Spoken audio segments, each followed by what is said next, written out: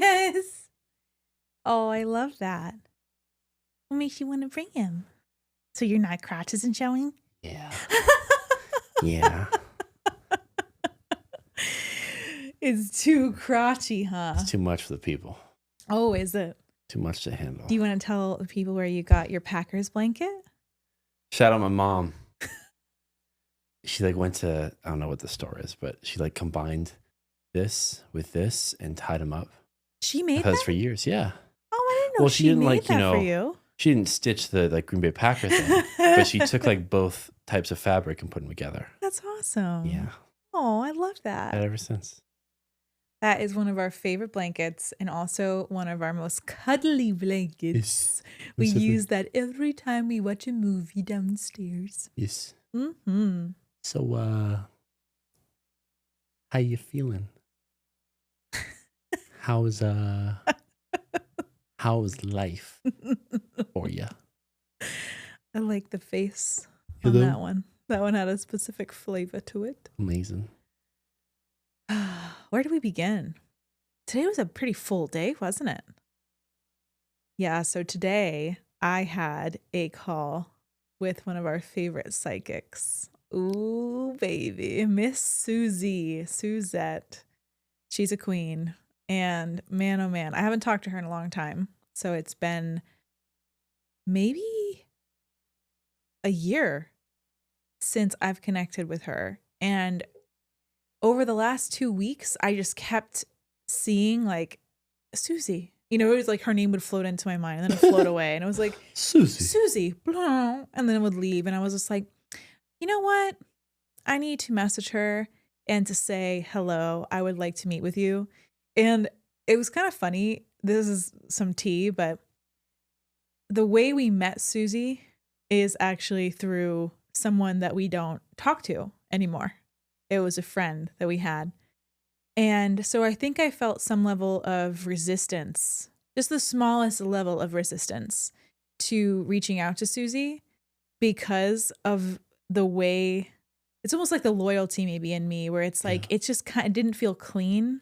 Like if it's a mutual friend right, that met you guys through, especially if they're like related to some extent, whatever it may be. Yeah. It's like you feel like you can't associate with any of their people. Is that what you're saying? Right. I guess even though, because typically when someone comes onto my mind, I like have no problem reaching out to them. But I noticed with Susie over the last year, there was just something telling me like, oh, is it appropriate to reach out to her?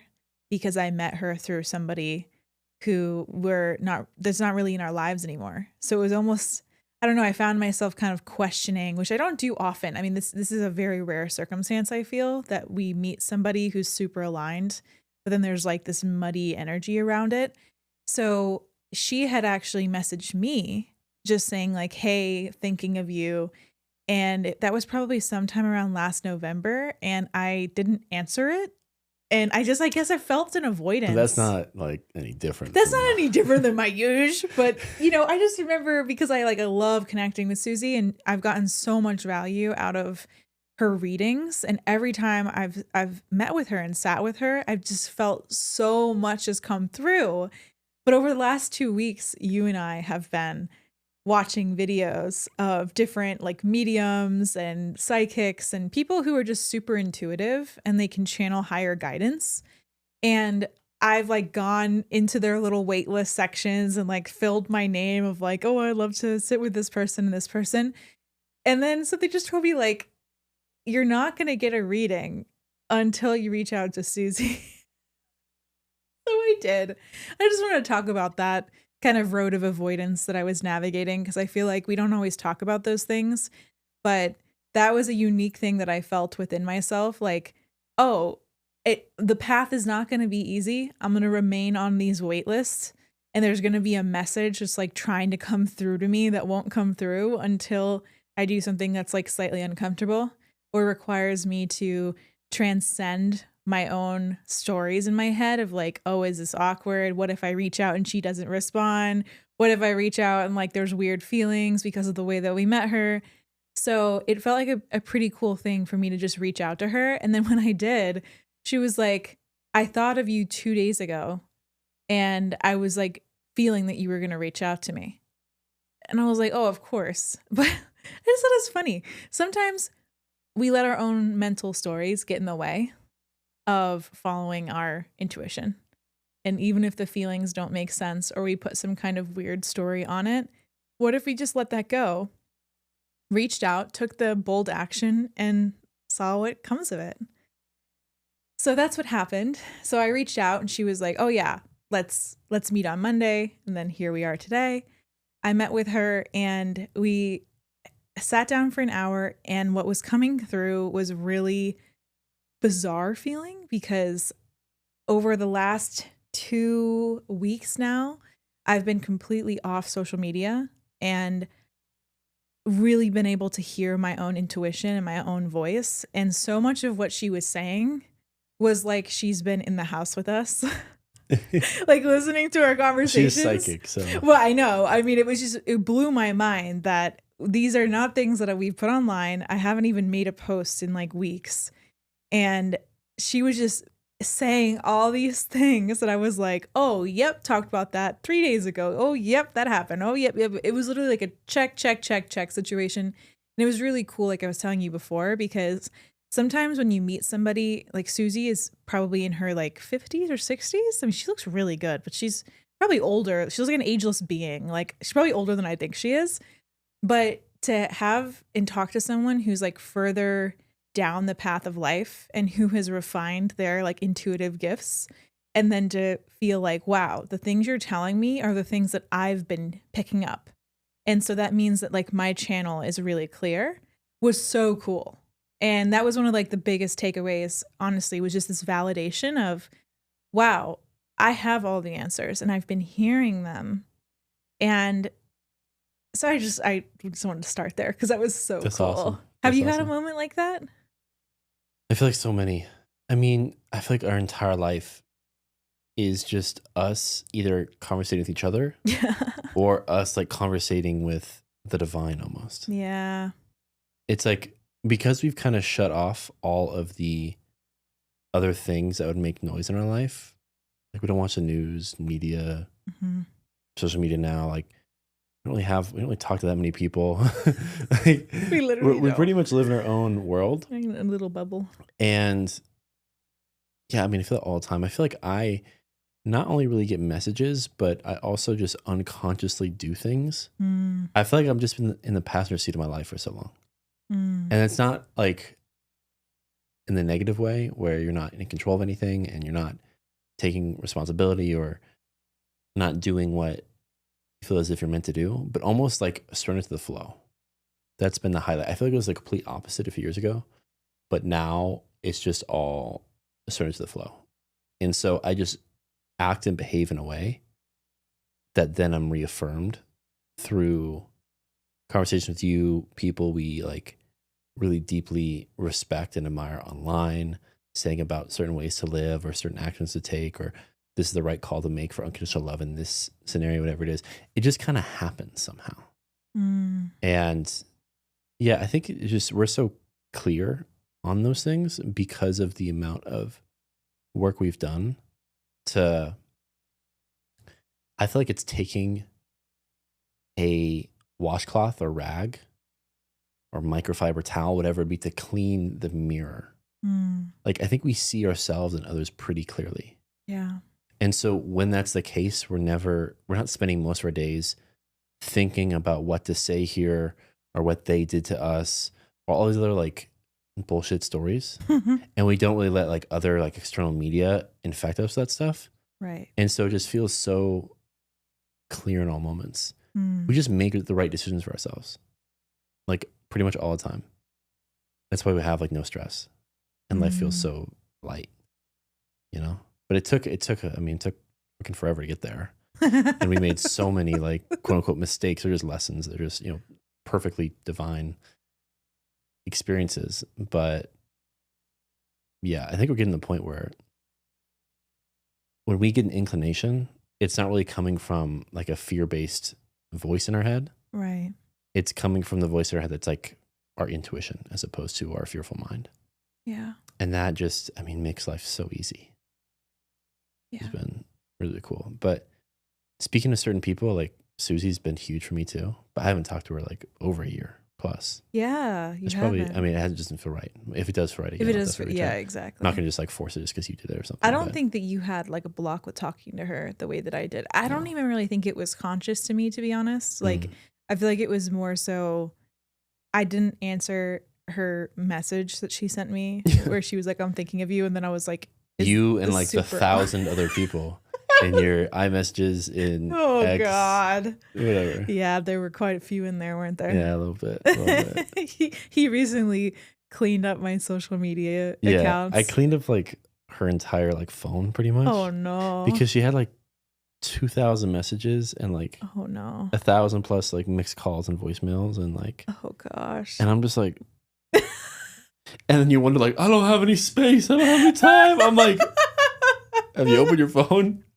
And my like DMs, everything. I'm just like, yeah, it was so pretty chaotic. Just I pretty much, what was that one girl who's like the Marie Kondo? I Marie Kondo'd like your tech. Yes. And does it spark joy? It sparks so much joy for me to do that. And it sparks so much joy to see how much more peaceful you are. Really? Did you notice the difference? Immediately. Really? Immediately. Wow. It took like a day for you to like not have a withdrawal.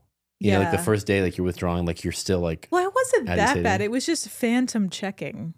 Yeah. It wasn't like I was like an addict or something. Yeah. Like tweaking. I wasn't like, oh no.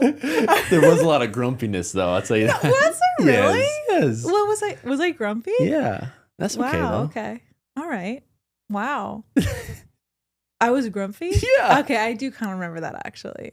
Okay, so you're saying that after I got off social media that you noticed a difference? Yeah, you're so much more calm. Really? Yeah, there's always been this like background anxiety for no reason. Yeah, that feels right. You know? Your background anxiety. It's like always 20%. Something's out of place. I got to fix this, whatever it is. And I think that really just deeply affected our being more than we can ever imagine. Like truly. And I feel like it does for everyone, right? Yeah. And you were even to like a pretty good extent in comparison to most. Yeah. Just because of all the work you've done in your life. But it was still like obviously there. And then once it was kind of removed from your life and we found a way to automate and kind of delegate everything through our team, you've just been vibing. Really? Like even like your posture is better. You're just like more relaxed. I am. You're more just like it's just more chill. More Eckhart. Eckhart totally, yeah. I see you just like vibing on the couch more often. I definitely you just am. lay down. Well, I have nothing else to do. You know how like in a movie when someone gets like shot, they just it sounds weird, but like they fall back so naturally. Right. That's now how you sleep. Oh, that's great to hear. So I just like I walk in just like right now after I took a walk right before we recorded this. I walk in and you're in the you're in the living room with like the sound bowls on YouTube. Just like yeah. Kind of the body sprawled out in like a deep rest thing. And that just wasn't really happening. You would kind of like before this, I feel like almost your entire life was go, exhaustion. I'm out. Now it's like I'm restful. And then I play and I do things. And then I rest again. Yeah. Then I play and I do things. And I rest again. Before there was always like nothing has ever been enough. Go all the time. And then you feel different in all aspects of the day. And there's a lot less of like this. Yeah. And I remember for the past few months prior to us doing this, the only time I'd ever seen a bad mood is after like you check something on X or LinkedIn when someone like was just oftentimes just being an asshole or just like trying to disagree with you or just like genuinely mean or any type of like competition type thing came up. Like those are the only things that ever made you not like a happy, peaceful, go lucky, chill person. It's like those are the only things. Yeah. And if you still had like that, I mean, it's like less than 5%, but like that's that part of your life, you'd still be perfect exactly how you are. And I'd still love you absolutely fully. Oh. And That being said, it was so obvious to me that every time you were having any discomfort or break in the flow of life, it would be from after habitually checking something and seeing something that literally does not matter. And it would deeply affect you for almost days sometimes. Yeah, I could see that. And it's just been really cool because, I mean, that may always exist to some extent, but we took away like the number one thing fueling that. And it's been really cool. It's not just been a 5% increase in your happiness. It feels like it's almost doubled. Really? In like your calmness and your restfulness. Like you're also, I think, more in tune spiritually. Like you got the card decks the other day and you're flipping through like a million of them and loving that. Yeah. You were just like so in the flow and just vibing. I've never seen you happier. Aww. But it's been really cool.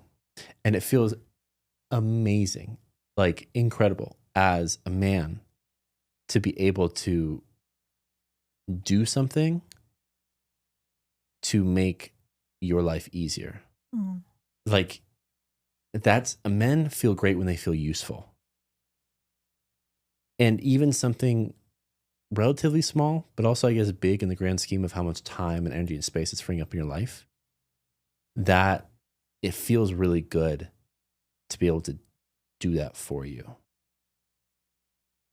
And also, like, if you think about it as you are a valuable asset to everything we're creating, business-wise, creatively wise, if we were like all C-suite executives sitting at a board, the entire board would be like, yes, let's all get Elle off reacting to dumb shit on social media. It's like, it makes logical sense. And also living with you and vibing with you all day, I just feel such a big difference, and it's so cool to see. That makes me really happy. Yeah. Yeah, it's so interesting because I feel like I notice a difference, but to have it reflected back from you makes me just realize like, oh, that actually had a much bigger impact on my life than maybe I was allowing myself to see. I was talking about this today when Akash was over, but I feel like there's this big part of social media usage that has become almost like work to some extent. It's like you clock in and it's kind of unconscious. Like you open the platform and you're then clocking in and then you're on it. And it's like this black hole. Like sometimes you're on it for like 5 minutes because you have to go do something, but sometimes you're on it for hours and you don't really know how much time you're spending on it. But you're not realizing, like, first of all, how much of that is just you straight up consuming stuff. Second of all, what are you consuming?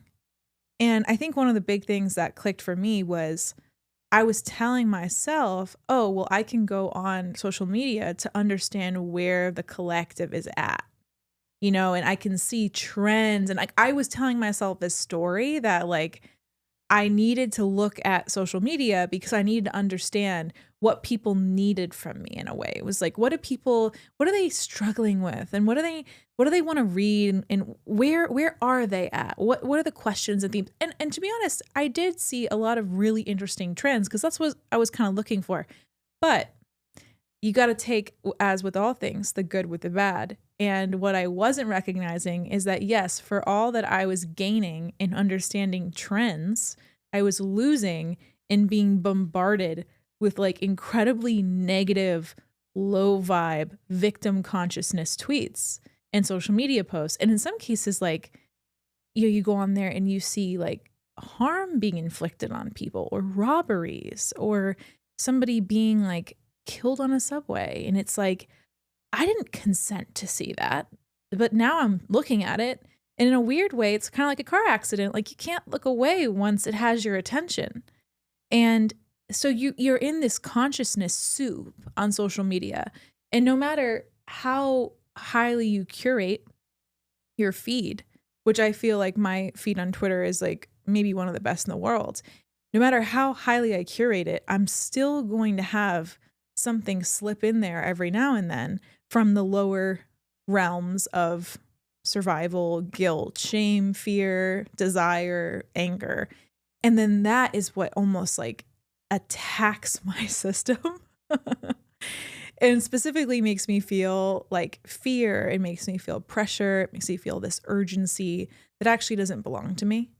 But of course, because I like to be a social scientist like you are, I tell myself, oh, but I can't stop using it because I need it. I need it for the trends. I need to understand. I need to have a pulse. But it's been really liberating to like drop that story because I realize having like 2 weeks away from social media that I don't need to know. I don't need to discern trends because it comes to me like in the void. I mean, that's kind of wild, but like the pulse of where people are at, you don't need to go on social media to feel that. Like if you set an intention of like, I'm going to meditate for 20 minutes with the intention of feeling what the collective is feeling, you can get that. Like you have all the answers available to you without subjecting yourself to these like really wild posts that like send you into a tizzy. And I think that that's what I wasn't allowing myself to fully be honest about. Like I think so many people are in the same boat where they think they're using social media productively or in a constructive way, but the times where something comes into their awareness that throws them off is so much more impactful and destabilizing than they can even admit to themselves, because then that would require you to make a drastic change in behavior. And that's hard. I mean, I think that's why I did it. Like it's hard to stop doing something that's become like clocking into a job for like your entire adult life. Most definitely.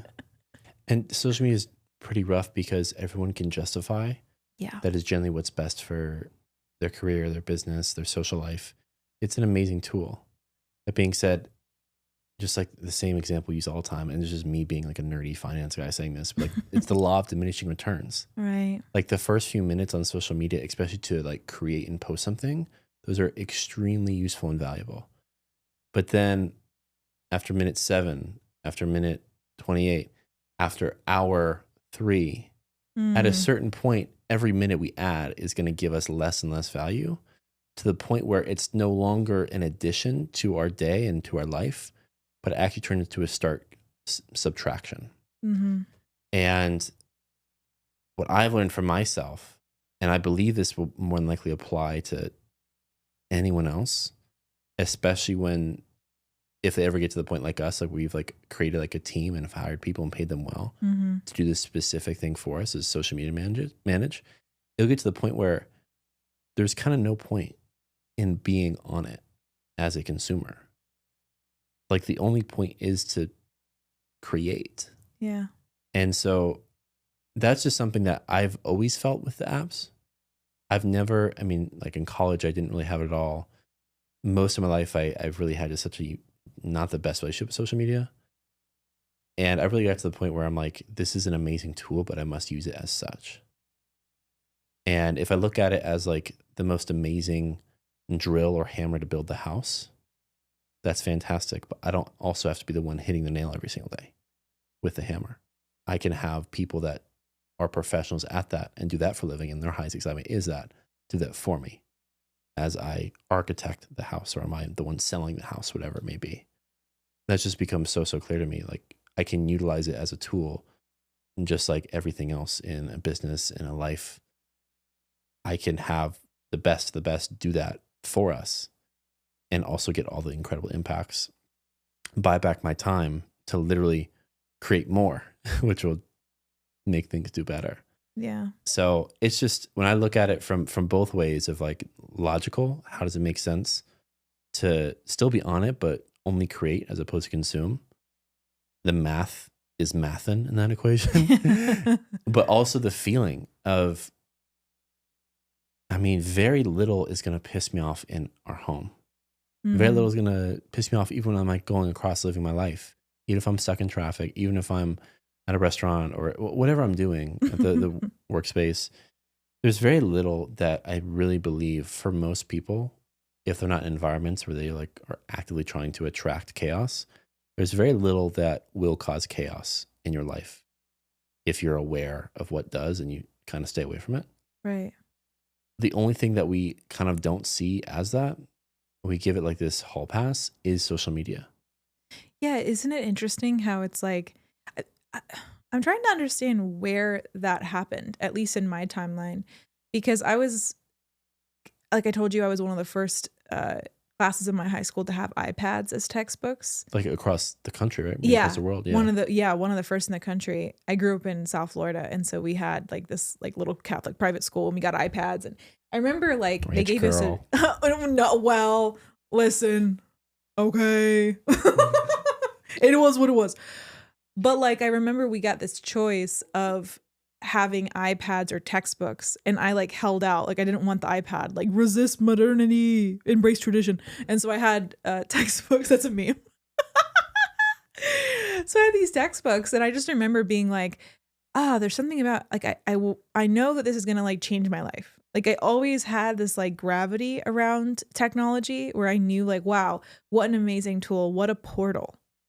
And there's never been any education around it. So it's like you either develop really good boundaries around it because you're conscious enough to be like, wow, maybe my screen time's super high, and what boundaries can I implement to change that? But I genuinely think a lot of people are avoidant around their relationship to technology because it's very confronting. Like if you look at your screen time and your average screen time a day is like over 5 to 10 hours, and you're not using this to create, so you're not writing or recording videos or editing, like you're just straight up consuming, that's a really confronting number. And I honestly don't think most people are looking at it. Oh yeah, on purpose. Like I don't think people, like kind of like people's relationship to money. Like if you have a weird relationship to money, like you're very avoidant with it. I think it's the same thing with screen time, because your relationship to technology is kind of like this thing that so much of it happens like just you by yourself alone. So no one knows what you do when you leave work, you go home, and then you're in a doom scroll rot for like 6 hours. Like that's between you and your phone.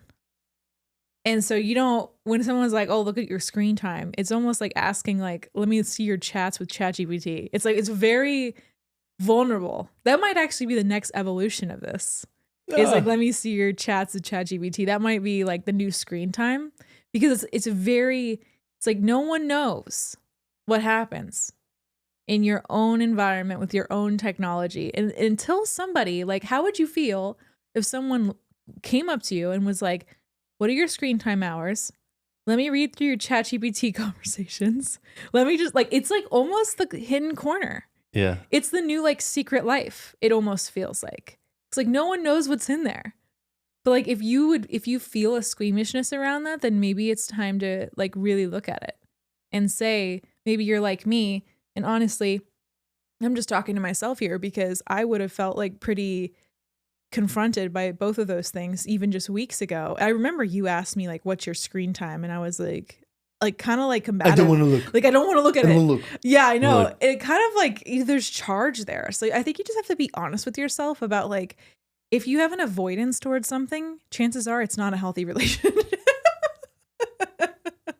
So yeah, I find the whole thing very interesting. And I think one thing that you said to me recently that really resonated was, and kind of in some ways inspired us sitting down and doing this more, was the energy that I was giving social media then like changed to me giving that energy to like ChatGPT. And I use chat in a very, I like to think, enlightened way. I mean, I say this like, I say this honestly. I really feel like if you looked at my chat conversations, I basically just coach myself using chat as a mirror. And I've been learning a lot about human design. And so I have this chat bot that goes deep on that. And then like I really have understood a lot of the nuances of my block using chat and as a coach, really. But I also recognize that like a lot of the things that I've used chat to work through would make really good content. And so one thing that you said to me the other day was like, how did this happen? I woke up. Oh, I remember. every time, okay, this doesn't happen like every day, but this probably happened like once every 3 days. I would wake up and I'd have like an insight from my dream. And then I'd want to understand the insight that I got using chat. And a lot of it was like about my life because our dreams feel like tests for our lives these days, which is pretty funny. And then I remember like you came into the room and I felt this like weirdness around you seeing me on my phone in the morning. Like there's always been this thing with you. I feel like slightly judged by you in these areas because I'm probably judging you. Yeah, exactly. Because you are judging me. And so I feel it. And like we've talked about this before on the pod when it comes to like, you know, just the Diet Coke or the phone usage or the social media. It always kind of feels like I'm doing something you don't want me to do in a way. Yeah. So I try to like hide that from you but then I think we've come a long way with that because you've just been generally more accepting. Most definitely. And so I think that like there's still remnants of it. And so this like ChatGPT thing is one of those that like I just told you. Because I remember you came in and you were like, oh, what's on your heart? And like you can feel energy. And so I was moving energy with chat. And then you're trying to figure out like what is this energy I'm feeling? And then I had to come clean and be like, oh, well, to be honest, sometimes in the mornings I like process things with chat. And you're like, well, why would you process things with chat when you could just like do that in front of a camera and then other people can benefit from it? And it was like a very interesting thought. And we talked about how like when you're giving energy to something like ChatGPT or social media or whatever it is, where is that energy going? Like, is it going? It's not going to a conscious sentient being. It's going into like a technology hole. Yeah. And I just wanted to bring that up because I think that's super interesting. And I just don't think that anyone's really talking about that right now. Mm-hmm. So I want you to just like talk about that and like what you told me, because I think there's something very interesting there that people don't realize, that they're like almost giving away their most creative energy to a hole. It's very similar to social media. Yeah. You know, with you, I feel as if I think you're 100% spot on. I do judge you on that. And that's like, and that's like, okay. Whoa. Like, it's fine. But I mean, yeah, because I feel as if I judge you. Well, how can I say this? A reaction comes upon through me when I see you doing those things, when I feel a certain energy from you. So let's give another example. So like we have an entire episode about me being like, why do you drink Diet Cokes? You know, and the real, I think, reason behind why that really was there, and this really only just coming true to me at this moment, but it just feels so aligned with what I've just experienced knowing you for the past year and a half, whatever it's been. When something is an action, is simply out of its pure joy, I can feel that from you. When something is an action based upon a coping mechanism, I can feel that from you. I genuinely believe you're one of the most powerful people on the planet. Like when you create, when you lead, I mean, you literally just started walking one day and now 15,000 people without you advertising at all have found you. You're a very, very powerful woman. Wow. And so even your emotions on a day-to-day basis are very powerful. Mm-hmm. And so I remember there were times, especially when like you were still working for Facebook, especially when there's like big transitions in our lives, I would see like you wouldn't want to do something and you know you probably shouldn't be doing it, like in terms of a task that is way below your pay grade or just a relationship that's misaligned, whatever it is that still exists. And I would see you have a feeling and then you'd reach for a Diet Coke mm-hmm. and then sip a Diet Coke and, oh, okay, I'm good now. And so I saw that happen all the time. And I was like, ah! Like if that same Diet Coke bottle was alcohol, the whole family have an intervention. And that's the same for most people with like social media. It's like we don't realize that we all have our unique coping mechanisms in life, which is completely okay and understandable. But also just the life you and I have chose, every time we see misalignment in each other, we kind of make note of it. And it can come across in a very confronting way. Mm-hmm. That is oftentimes, especially in that moment when we also know that's what's happening. We kind of know definitely unconsciously, but definitely to some level consciously, what we're doing. So whatever I do say in that moment, we are going to perceive as a judgment, no matter how much emotion is behind it or not. That being said, like nowadays, you're back on the Diet Coke train, but it feels so different. Oh, okay. It feels dramatically different. Oh, that's good to know. Like it's the same substance. Right. It's still probably not best for us. Right. But also like I just see joy. you really enjoy it. Like truly. And I'm never gonna want to take that away from you if it's come from there. Like I'm never gonna take anything away from you if it's like because you own your own life. Mm-hmm. That being said, like I can feel we've had conversations of you knowing what's in your best interest and what's not. And when I see it coming from a place of joy, I don't want to do anything but just promote you doing it. Mm-hmm. And so I've seen that with social media of like emotions come up either from the device or from something else, and we run to the device to distract ourselves. And then, yeah, I think to some extent, again, like a lot of diminishing returns, I think it happens with ChatGPT and with AI right now. Like there's so much incredible stuff that you've learned from that. And that's amazing. And like, I want us to keep utilizing that. I also know that the first 10 prompts are a lot more useful and valuable than our 127th.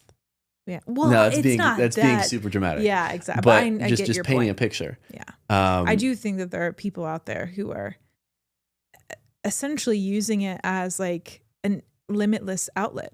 Yeah, exactly.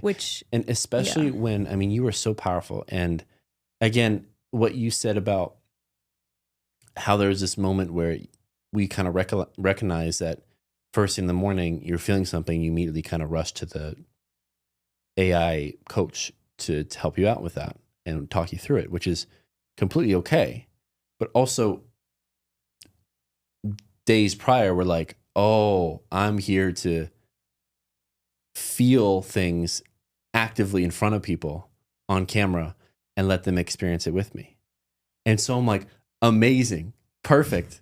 So even what you're doing with ChatGPT, that's completely okay to keep doing. But just realize if you were to do it in a different room in the house with this on here, you are fulfilling your life's purpose while doing the exact same thing you're doing. You can still have chat there. You don't have to just be talking directly to the camera. That may be for sometimes. But other times you can be talking to chat through it. And so what we've realized, a big theme of our life recently is we exist in a very unique way. And us learning the muscle of documenting it more often. Yeah. Because all of our life's joy, it feels as if, has come from creating and expressing ourselves fully for others to see, unconditionally loving ourselves while doing so, unapologetically, in the most authentic way we possibly can. And now this is again such a like smallest, minute things left, but there's so much of our lives that can still be shown within reason that us just being us will still be doing our purpose, our mission. Like you can just keep on living your life completely the way you are, but just letting yourself be seen the way that you have told us you want to be seen. It's simply just like a habit pattern switch.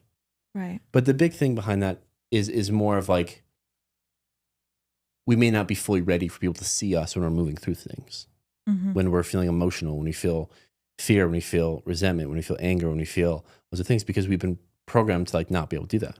Right. And that's completely okay. Like we're human, and like there's things we want to be public, some things we want to be private.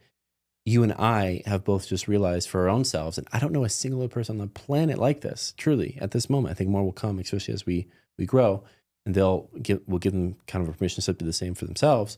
But we're pretty much here to live our life and bring people along that journey.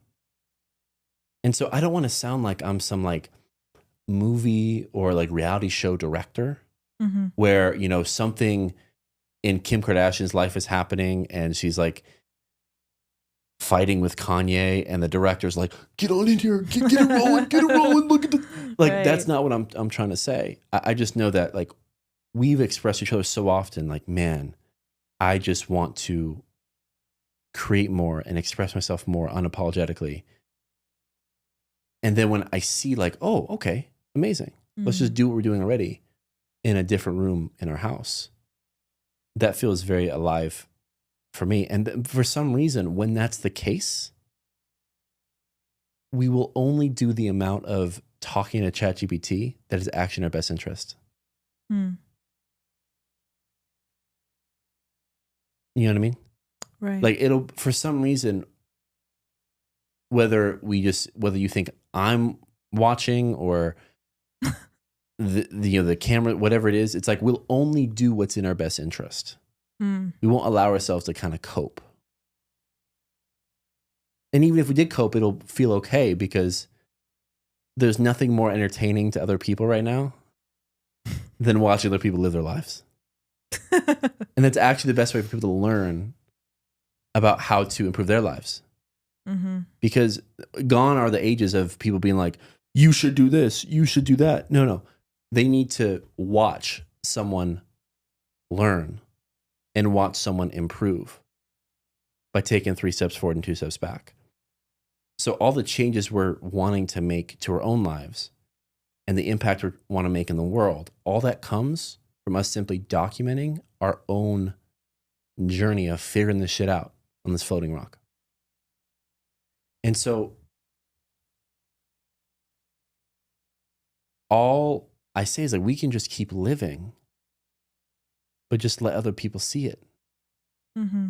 You know, like for me, I would definitely say a coping mechanism that I've had for years, and I've kind of leaned on it quite a bit the past few months, is video games. Mm.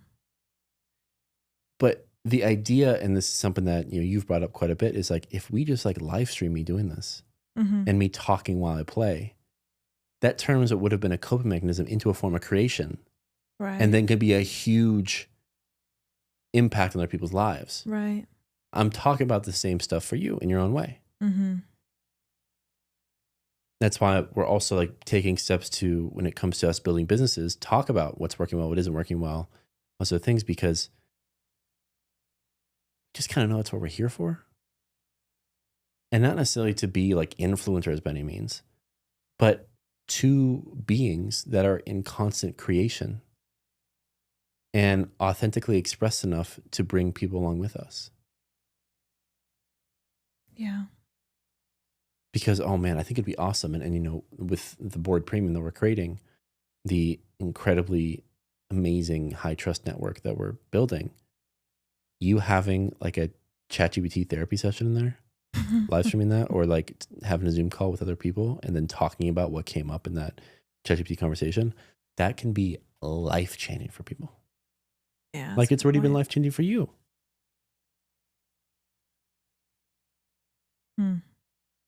So all I feel as if, and I don't know why we're recording this in this moment, it's probably all, of course, divinely orchestrated, but I feel as if, just like you heard from the psychic today, just like you've been feeling intuitively for probably years, but in particular the past few days, weeks, months, is for both of us, I'm putting myself fully in this too, we've not necessarily maxed out in life. Like there's still so much to learn and so many places to go and people and a version of ourselves to become. That being said, our next big level up is allowing ourselves to freely share the journey. Right. And so it's maybe less about any of the story we have in our head besides simply just living our life fully with the same quote unquote coping mechanism. That's even a thing. It's not even, that's the most healthy coping mechanism I ever could ask for. You're talking to a very intelligent piece of technology that's actually helping your life in some way. If that's your coping mechanism, you're in a fantastic place. You're not doing crack cocaine here, So like, this is amazing. There's just a part of our next step of just allowing yourself to fully express and fully be. That's all we wanted. Like, we don't care about anything else. We don't care about the cars. We don't care about even the house. We don't care about any, we don't even care about what that takes us as, whether we become the next Oprah or we maintain just having a few hundred followers. Like, it doesn't really matter to us. It's more of an internal game of feeling free enough to fully express and seeing that through. And I think that's why you and I, we just kind of knew that we were meant to be each other's person. because we're both wired like that. We both always kind of innately known that's our path. Yeah. Where for the far majority of others, they think we're literally insane, which is okay. I would have thought I was insane a few years ago too. So yeah, no judgment. Yeah. Yeah, it does. It just requires a very high level of freedom, and it requires a high level of transmutation, like we talked about all the time, where it's just like, what's the next level of this? What's the next level of this? It's like, it's amazing to be like so kind of just growth oriented, you know? Like we know, I think you and I both really recognize that like there's more that we could embody. There's more light that we could call in.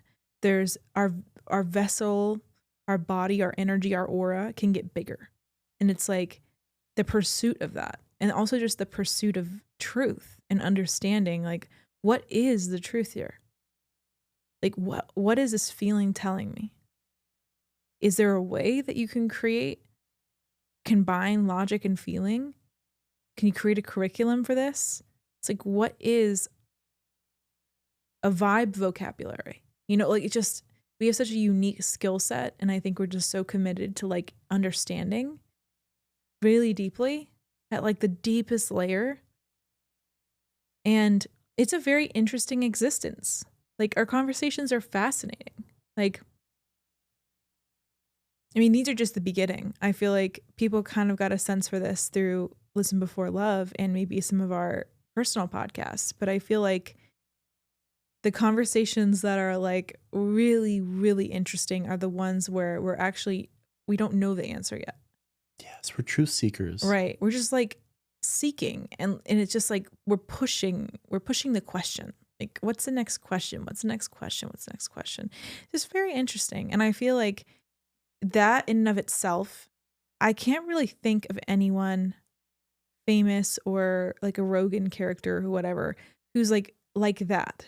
The only people that are somewhat close to that would be like a Rogan and Oprah, those type of people. But even they're like interviewing people. Exactly. It's like, different. Rogan doesn't have like a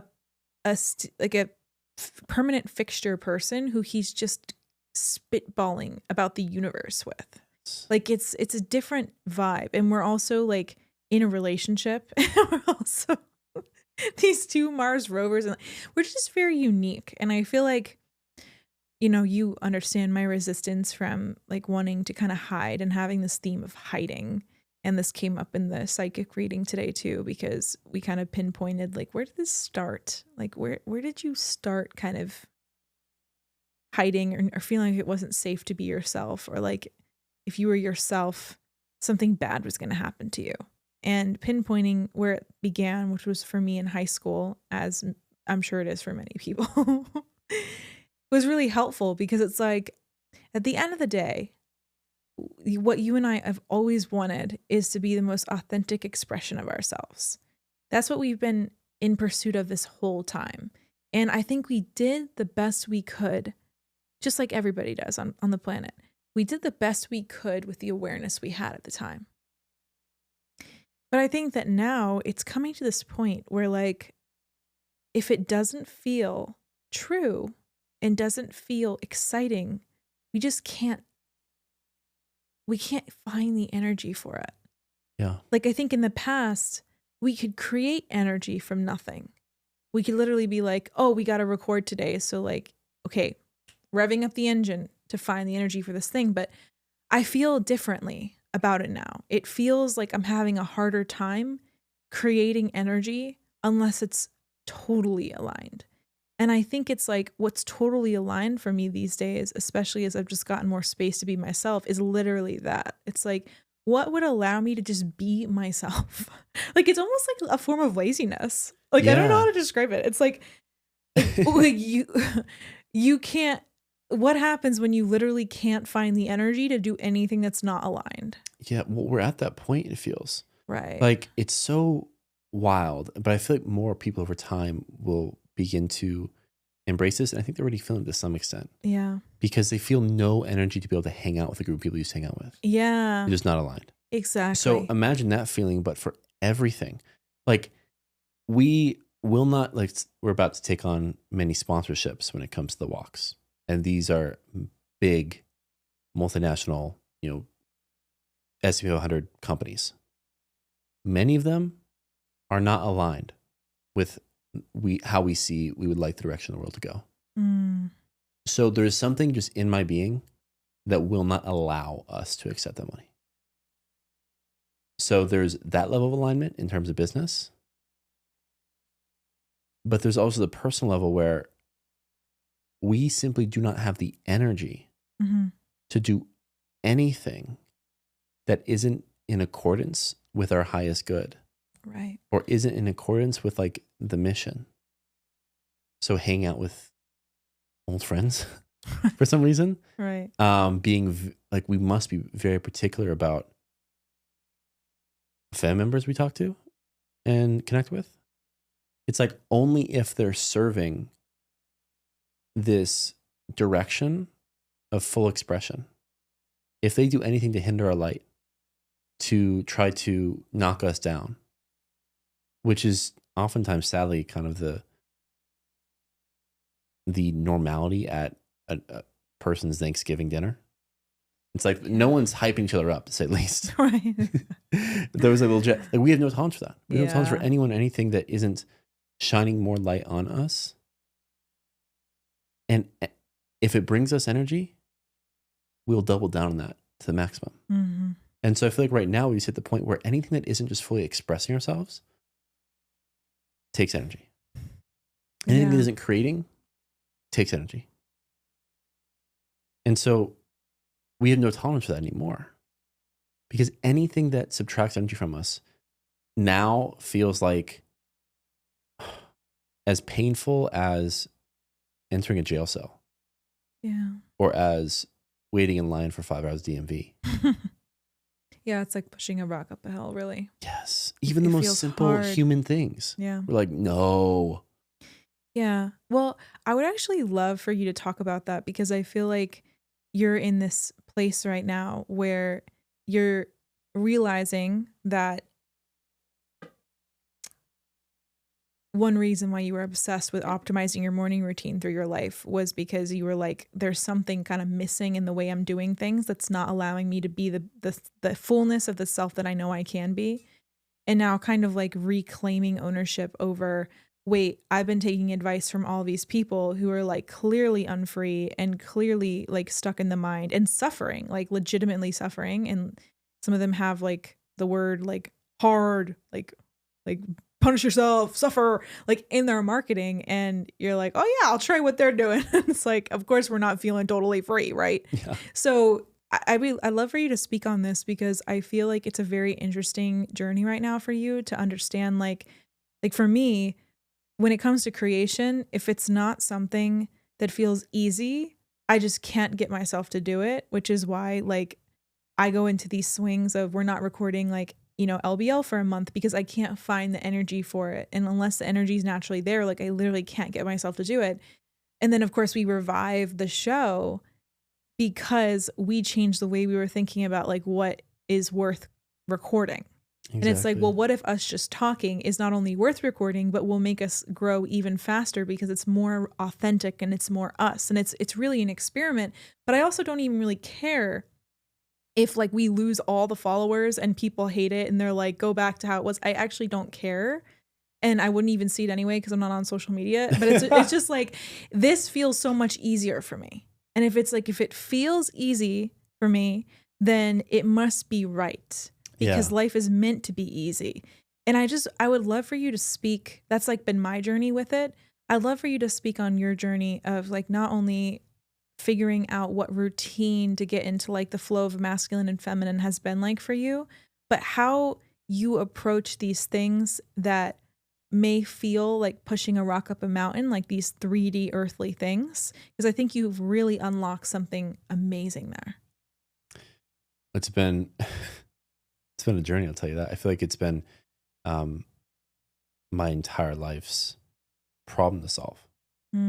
I literally feel like I'm an alien who came down for the first time to be a human and looks at every human and be like, you are a 7-foot tall being trying to fit in a 1-foot size box.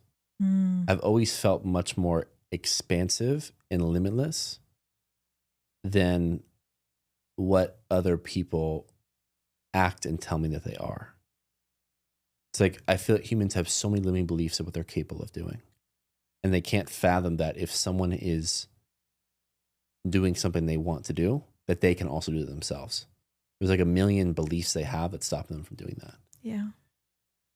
And it's always been very difficult for me because I see people suffering my entire life deeply. For what to me feels like no reason. For what to me feels like voluntarily suffering. And this isn't an easy viewpoint to have because entire society is like, no, you're meant to suffer this way, you know? And so I felt this kind of unique thing where I knew innately that everything isn't meant to be hard. And life isn't meant to be this game of suffering and you must, you know, blood, sweat, and tears your way to everything you ever wanted. That just never felt right to me. And so I became, I think, I'll use the word obsessed, funny enough, to find a lifestyle that would feel lighter, that would feel right, and that would allow for me to make the change I want to see in the world, while also allowing me to be incredibly happy and healthy and have fantastic romantic relationships. Well, one romantic relationship, relationships, fantastic friendships. Yeah. I want my highest preference in all aspects of life in all moments. And with that unique kind of first time on this planet alien experience, I realized that so much of what other humans distract themselves with, or which actually is their highest preference of traveling all the time, enjoying the culture of movies and cinema, art, even though we do to some extent, or food, or pretty much anything and everyone, what they talk about and what they invest their money in that they get after working a job, oftentimes they don't like. It just was an equation that never felt right to me. I've always felt like I'm meant to create and build big things on this planet. And I knew that it would be in some form of business and also some form of creative act, but I never knew what it would look like. I just knew it was meant to happen. And I meant to pretty much dedicate my life in doing that. But in that dedication, it won't feel like martyrdom. It won't feel like the story of, it's quoted all the time, especially amongst like the hustle bros, and I don't mind it, but like the story of Camus, which is like the servant that was punished by the gods, who every single day had to carry this giant stone up a hill, but then every day when he got to the top, he didn't have no place to set it, so it would kind of fall back down, and the next day he has to go back down and lift it back up. Like, that is a story that people deeply resonate with because they see it in their own life. That has never felt right to me, like at all. It has always felt to me like, wait, why? Because I would see people suffering, but I'm like, you inflict that suffering on yourself. Like, you're complaining about this relationship, but you're the one who actually got in the relationship with them yourself. And you knew these things, you saw signs, you saw the red flags, but you decided to do it anyways. It's like, you have financial problems, but also you spend your money on dumb shit that's just so obvious. Anyone with a brain would know, probably shouldn't put it there. All these like big pain points in people's lives, I've just been able to look at it almost from like a clear lens of like, why? And so a lot of the past 10 years of my life, even from like 15, I'm 25 now, even at 15, I was like, this doesn't make any sense. I'm gonna find my own solutions. And so I understood money. I deeply tried to understand relationships, deeply tried to understand health. And then I started to create, experimenting the past decade, different routines, different lifestyles that would promote a level of flow and ease that I was looking for. That being said, everyone I looked at didn't feel right to me. They didn't feel fully free. They didn't feel light. They didn't feel immensely happy, healthy, wealthy, and abundant. Their kids loving them, their family loving them loving themselves and loving their life. I hadn't really come across a single person that some of them may say that all those things are happening, but you just look at their being and like, no. But I'm like, well, I don't know. How am I supposed to live this life? I don't know. So I would try to adopt routines to be like, okay, I do this, and then I'll give me the energy to make the businesses, and they'll give me enough energy to help with my health, and they'll give me enough energy to do this, and I'll still have time to do this. I tried to go around forever to try to find the perfect formula for the perfect day, the perfect week, the perfect lifestyle. And it got to this point where I'm like, all you motherfuckers are wrong. And I'm like, they may be right for themselves, but they're wrong for me. And I would look at them, and even though they may be right for themselves this period of time, they may be in full alignment for this period of time in life, I'd look at them and be like, oh, you still don't got it. There's still something in your being that is like deeply yearning for something you don't yet have, despite how much money you have, despite how fit you look, despite how good the marketing campaign that your wife and kids love you are. Whatever is going on, I can feel like either a misalignment or dishonesty, or still, even if they're fully transparent about everything going on in life, I can feel like this misery in them. And I'm like, I'm glad you got that far. It seems like you're in a much better place than where you were years ago. That being said, there's still something missing. And I don't know what, but I'm going to find that for myself. I'm here to find that. And so I've just been on this path over the past few months where now in my life, finally, despite years, I would say the far majority of my life, deeply in the masculine. It was order, it was structure, it was OCD-ness level almost, and very much in that world. Trying to become the next big CEO, entrepreneur, or whatever type of person that society looks up to through discipline, through force. There was that part of me. And then there was the part that moved to Bali with nothing to do and nothing but just free time and space. And in a very feminine place of just relaxing all day, I still wouldn't allow myself to do that. And then as time went on, I kind of let go a little bit, but not nearly as much as I should let go, just a little bit less grip. I learned so many lessons, learned so much about myself, and deeply served other people in a very similar situation to help find a better balance with themselves.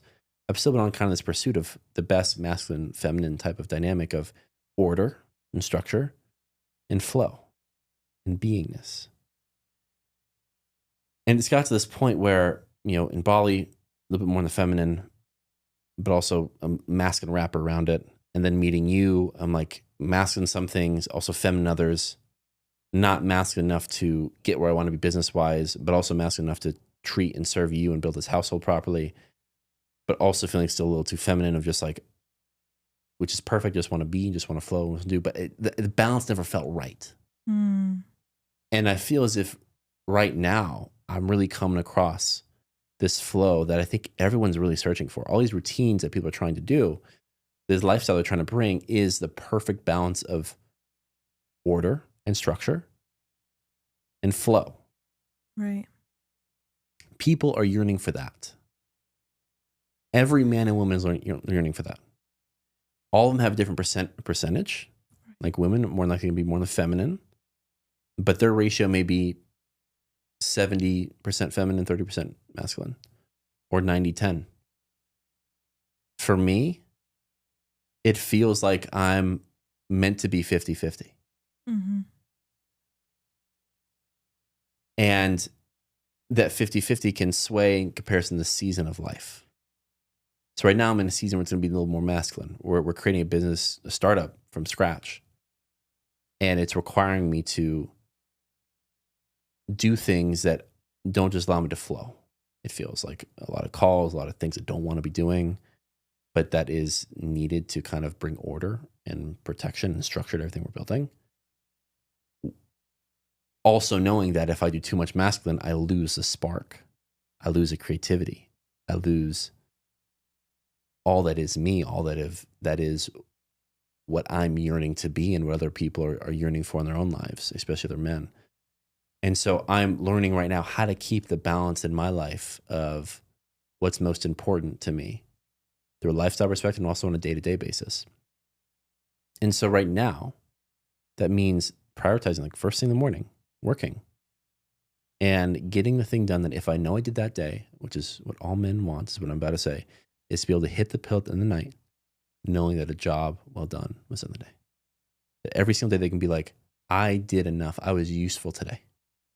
That is every masculine urge that every man has.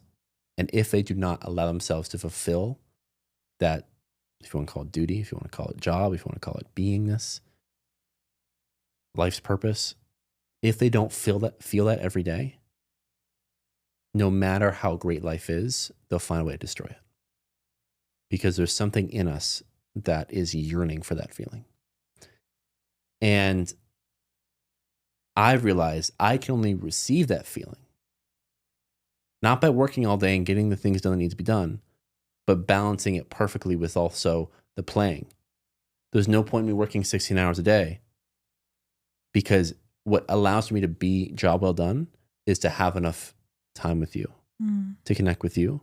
It is to allow myself to play, allow myself to be in nature, allow myself to be fully present with my food when I eat it, fully present with myself when I'm laying down, allowing myself to get out of my head, prioritizing rest. Like all those things are now also important, now more important than ever, as I step a little bit more in the masculine stage, to keep me in balance, to allow the ship from sinking, to allow this rapid expansion, evolution of everything we're doing and creating to keep going. And so I now feel like I'm hitting my stride, at least for this season of life at this moment, because I'm allowing myself to tune out what everyone else is telling me. And I'm going to say the names, tune out the Andy Frisella, tune out the Brian Johnson, the biohacker guy, Live Forever, tune out everyone on all spectrums. Like how you said live forever and it's don't die. It's don't die. His thing is come from fear, right? But it's funny. If I were to do it, I'd say live forever.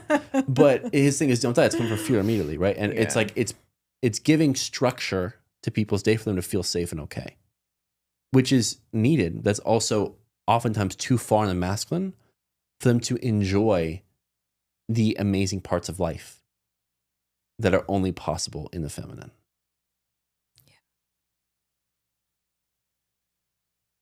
So that's been, I think, huge for me to understand, because there's something about me in particular. I feel as if how I live my life, just the same reason why I feel called to talk on camera.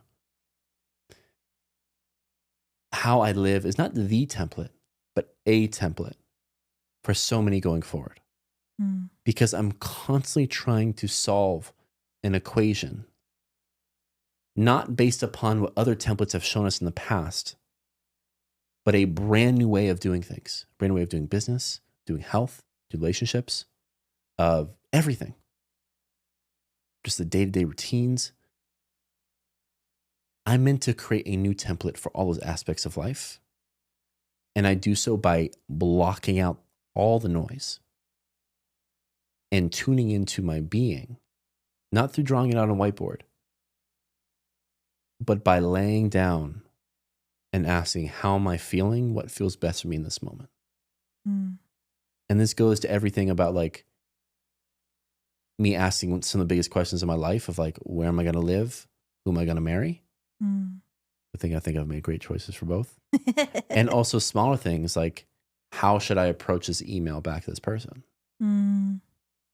Like all these things, I feel as if people intuitively know what is best for them. But it takes a huge level of trust, oftentimes we've never seen before, especially from men, that are able and willing to honor how they feel fully and have the courage to act on that despite how different that may look to others. And on the smaller scale, the individual scale, this has led me so far, despite not fully mastering this, but just had getting to the point where I've really blocked out so much of the others and been able to have the courage to take action on many things. It's made me have an amazing, amazing life at 25 years old. Like dream woman, dream house, building dream business with dream business partners, dream everything materialistic that people are oftentimes after, while also more than ever having infinite energy to create an immense amount of amazing things and connect with an immense amount of amazing people. It's like I'm onto something here. I feel it. And it's not necessarily that people are just going to copy my routine, but they're going to copy. I'm here to give them kind of like permission slip to allow themselves to feel into what's best for themselves. And that it won't be something that they learn from other people, or that is a thought or lifestyle they put on a whiteboard. It's not in the mind at all. It comes from the body. It comes from intuition. And trusting that I have no judgment towards myself. If right now that means working a lot, or working very little, or spending all day with you, or spending less time with you than normal, or like being super fit, or not looking at the gym for a few years. It's like whatever season of life I'm in, I trust that intuitively I will get out of my own way to do what needs to be done, to be who the world needs. And on, again, an individual level, it's small and it affects me and the people around me. That's fantastic. But on a collective level, if everyone did that, they will not build businesses that are misaligned. They will not treat others in a way that's misaligned. They will not do anything that's misaligned. And that within itself, everyone honoring their own highest good is how we create a world we're living in. It's us selfishly tuning into what feels right for us and not caring about what other people think, and honoring that feeling to the fullest extent and living it out. And it's been really cool to see, man. Yeah, I never really give myself time to really reflect on how I'm doing. Oftentimes it's just you pointing things out of the big changes that have happened over the past few years, few months, few weeks, few days. But it felt like this rapid evolution, this almost like death, rebirth every other week. And it's been really cool to take a look at how far we've come, and also the momentum that we feel at this moment. Because we're only going to be at this place once, you know? And I'm very grateful for it. I'm very proud of myself. I don't say that often, but I'm very proud of myself. And yeah, I'm just proud that I'm trusting myself more than ever, and listening to myself more than ever, and having an immense amount of respect, love, and compassion for everyone else and their chosen lifestyles, and their chosen beliefs, and how they treat people, whether I agree with it or not, whether I take it in my own life or not. But me honoring what feels right to me with no compromise. Yeah. That is the quote unquote divine masculine. And in the ways that you're doing it, that is the divine feminine. And I feel as if our entire life will be more and more embodiment of that, and a template for that. And that being said, where we are right now is really, really cool. It's amazing. Can I ask you something? Yeah, of course. The one thing that we've been trying to do more is having you say what you're proud of yourself for. I know, I love to hear what you're proud of yourself for. You serious? Yeah. These are the bad socks, sorry. Oh, he has some socks that have like holes in them. Oh, yeah. Even though I got him replacement socks. I like these. I'm really proud of myself for having the courage to start things Mm. Like, I'm not a lawyer, but I just drafted a lot of contracts. They're really good. I just took time, like, I'm gonna learn this. Yeah. And I'm gonna get it approved by like legit lawyers, make sure all up to standard and all this. But like, I just did that. Yeah. And that was really cool. Next, I'm learning how to negotiate 6-figure, potentially 7-figure sponsorships. And big things. I'm freaking 25. I was doing mushrooms in Indonesia like years ago. And now I'm like doing some big baller things. Big baller. And like, I don't care about the money. I don't care about like how far these things go. It's just the version of myself that is necessary to get these things done. I'm really, really proud of. Yeah. I feel as if I'm really proud of how I manage people. Mm. I feel as if I'm a fantastic manager. You really are. You're great. And people really like me. And even if they didn't like me, I'm doing what is in the best interest for the business and for their highest growth. And doing it from a place of respect and love that I feel as if most of them, if not all of them, have never felt before from any other type of management type thing. And many of them have said that too. Yeah. So many of them have said, it's amazing when he says he's grateful for me. No one has said that they're grateful for me. Yeah. And it's like, that's just like, Yeah. and so much of your magic is like making people feel really deeply seen and heard because you're so present and you hold such beautiful space for people. And that's just something, I mean, we were talking about this earlier today, that like people can't appreciate easily. They can't see it easily unless it either happens to them because you're talking to them directly, or they've like attended a walk and they've witnessed that. Like a lot of the time people always say, oh, Cam is so quiet, he never says anything, because you're such a good listener. And it's like, did you just hear him talk for like 30 minutes? Like he has a lot to say when given the space to just speak. But when he's in a group dynamic, he's happy to listen, because the most loving, light-filled thing he could do in that moment is actually just to give the space, give other people the space that like literally no one has, so that he's just this giant oak tree that says, come rest underneath the oak tree and you can speak and you can let it all out and I'll be here. And he just takes it all in and he listens and he cares. And you might think, oh, you know, did he even remember what I said? But he'll bring up exactly what you said 2 weeks later. Years later. And months later. And I'm proud of myself. I'm very good at that. You did that with the lawyer the other day. You remembered her daughter was going to college. Yeah. And you asked about that. And she was probably floored that you even remembered that. She was. And it's like one of those things that it's so special to you. And it's a quality that I really don't feel like it's one of the, like we were talking about this today, like, how do you show people how good of a listener someone is?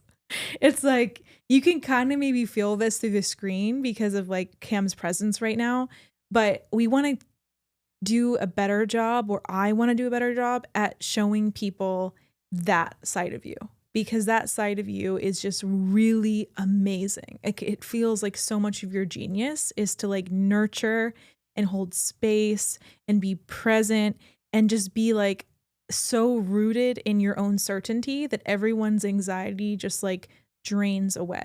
Like that's just a very special quality that it's so you. And I haven't felt it from anyone else in my life like I feel it from you. It's like you're just like a human Xanax, literally. Like you're just there and you're like, I am the giant tree. Come, sit underneath the tree. Now you can rest. And like that's just so you. I gotta do it. What? I'm just a chill guy. I don't even know where you're sitting at. You want to tell? Okay, that was probably just so out of context. That's a meme. Yeah. That her and I have shared, and much of the internet has seen. Where I Love Basketball, Kawhi Leonard just said that in an interview, and his laugh was like, what would you call it? Not screenshot, but clipped and like shown everywhere forever. I just love making her laugh by saying that sometimes. I love that. So, but yeah, I appreciate that. Yeah. Yeah. So not to steer from your proud rampage, but I just wanted to add that because it's something that I feel like just needs to be continuously reflected to you, because I hear it, I notice it, I see how people react to you, and when you're like, I'm proud of myself for being a great manager of people, like you should be very proud of yourself because most people freaking suck at that. Really? Oh, it's terrible. Yeah. It's terrible. You're so good at that. It's really easy when you just care about people. Yeah, exactly. Well, so few people have the space to care. And like I say that with compassion because damn, have I been there too? Absolutely. But you have like so much space. Thank you. And that's what people benefit from every time that they talk to you is like they get to swim in the giant space that you've created for yourself. Thank you. Yeah. Y'all should really look up the Kawhi Leonard laugh. It'll be worth your time. Look it up. Kawhi Leonard We laugh. might even clip that in here. Yeah. Maybe that's too advanced. We'll put that in there, actually. That'll be funny. What else are you proud of? I'm really proud of...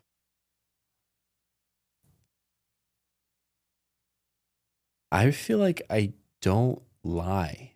Right. You don't. Like, I don't even exaggerate anymore. Mm. And I can't say that like a few years ago. And I think I exaggerated still a few months ago, but like now it's like I don't allow anything that isn't like the pure truth. Mm. And I'm really proud of myself for that. Because I think very few people are in that position. Yeah. It takes like a certain level of like standing on business type feeling and also like unconditional love one has for themselves. Where they don't have to be or say or do anything to prove something to someone. Yeah. So that feels really good.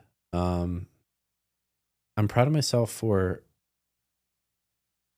better than ever in my entire life. I've been really good at setting aside things that don't serve me. Mm. Like anything that would like lower my vibration and put me in a worse mood and make me not feel great. I've completely pretty much let go of. Yeah, it's true. Like pretty much all of them. Yeah. And that just feels amazing. That's awesome. Now, when something comes up, you just got to feel it fully. And that can suck sometimes. Mm. But also right after you feel it, it's like, this feels amazing. And like, it feels so much better. I'm so glad I felt that as opposed to like ran away to something or someone else. So I'm really proud of myself for that. I'm really proud of, I've really done the best I can with what I know to allow myself to play more. Like play has never come easy to me. Mm. You've pointed out, like I've come from a very serious group of people, family, friends, like serious people. Yeah. Not that much play involved. Yeah. And again, there's something innate, I don't know if it's I'm a freaking alien or whatever, but I'm here for a very specific purpose. And that isn't like, well, it could be also play, but I know it's definitely building and creating. And more than likely, the best building creating will come from playing. That's part of my, Maybe it's because you separate them. Exactly. Something to look at there. Not to cook on you. I know. But yeah, you're so right. And I'm proud of myself for doing the best I can at this moment to bring play into my life. You're doing amazing. Because it so much better. Feels foreign. Yeah. It really does. Yeah. You've done really good at resting more too. Yeah. So just being more.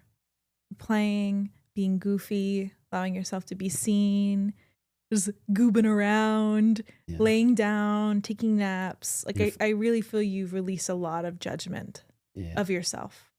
Yeah. What are you smiling about? I just like playing now. Yes. And you're so playful. It's really amazing. I love spending time with Goofy Goober Cam. Serious. He's the best. Awesome. I am proud of myself for